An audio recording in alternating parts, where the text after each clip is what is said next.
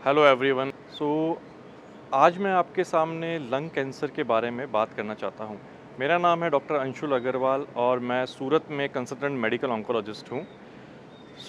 Lung cancer जो है 3 variety का होता है, एडिनोकार्सिनोमा, स्क्वेमस सेल कार्सिनोमा और स्मॉल सेल कार्सिनोमा। पहले लंग कैंसर में समझा जाता था कि चौथी स्टेज में अगर लंग कैंसर मिलता है तो पेशेंट का आउटकम कुछ भी नहीं है, साल 1.5 साल से ज़्यादा वो सर्वाइव नहीं कर सकता। बट अब सारी चीज़ें चेंज हो चुकी हैं। इम्पॉर्टेंट थिंग है कि क्या-क्या नया आया है। तो लंग कैंसर केसेस के अंदर नियर अबाउट 50% केसेस में हमें कोई ना कोई प्रकार की म्यूटेशंस मिलती है। जैसे एडिनोकार्सिनोमा ऑफ लंग, जिसके में सबसे ज़्यादा म्यूटेशन पाई जाती है। जब भी कभी एडिनोकार्सिनोमा ऑफ लंग आता है तो हमें एक नेक्स्ट जनरेशन सीक्वेंसिंग पैनल भेजना होता है, जिसके अंदर हमें कुछ तरह की म्यूटेशंस देखनी होती है। तो मैं अभी आपसे बात करूँगा रॉस1 म्यूटेशन के बारे में। रॉस एक प्रकार का जीन है जो 1 से लेके 3% केसेस में पाया जाता है कार्सिनोमा लंग में, लंग कैंसर के अंदर, और specially adeno carcinoma of lung में। तो ये एक तरह की म्यूटेशन होती है जिस म्यूटेशन की वजह से पेशेंट में वो ट्यूमर डेवलप हुआ है और उसका ड्राइवर है, उस ट्यूमर को वो खींच रहा है।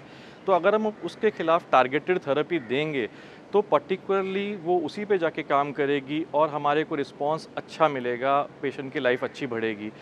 ये इस तरह की थेरेपीज़ है कि अगर पेशेंट को ब्रेन में भी बीमारी है तो भी काफ़ी लंबा सर्वाइवल है, 2 से लेके 5-5 साल तक। और यहाँ तक कि कुछ पेशेंट्स हैं जिनको 8-8 साल, 7-7 साल हो गए थेरेपी पे, जो स्टेज 4 पेशेंट्स थे और आज भी अलाइव हैं। तो इस तरह के रिस्पॉन्स मिलते हैं। रॉस1 म्यूटेशन क्या है? आपके जीन के अंदर एक म्यूटेशन होती है जो हमें डिटेक्ट करनी होती है। अगर ये म्यूटेशन हमें डिटेक्ट होती है तो इसके लिए जो अप्रूव्ड ड्रग्स हैं वो हैं क्रिजोटिनिब और एंट्रेक्टिनिब। काफ़ी सालों से हम लोग क्रिजोटिनिब रॉस1 म्यूटेशन में यूज़ में ले रहे थे और काफ़ी अच्छा रिजल्ट्स उनसे हमें मिल रहा था। अभी एंट्रेक्टिनिब यूएसए के अंदर लॉन्च हुई है और आउट ऑफ इंडिया अब ईज़िली अवेलेबल है। इंडिया में अभी अवेलेबल नहीं है, बट फर्स्ट लाइन पेशेंट यानी स्टार्टिंग के पेशेंट्स में अभी एंट्रेक्टिनिब के काफ़ी कुछ ट्रायल, काफ़ी कुछ सेंटर्स में चल रहे हैं, तो आप उसका फ़ायदा ले सकते हो।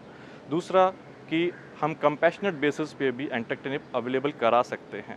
तो इस तरह के पेशेंट्स में ज़रूर आप जो है पूरी तरह से जो ड्रग्स अवेलेबल हैं उनके लेने की कोशिश करिए, ताकि पेशेंट का जो है आउटकम काफ़ी अच्छा इम्प्रूव होता है। 2 से 5 साल तक भी पेशेंट काफ़ी अच्छा लाइफ जीते हैं। Thanks a lot.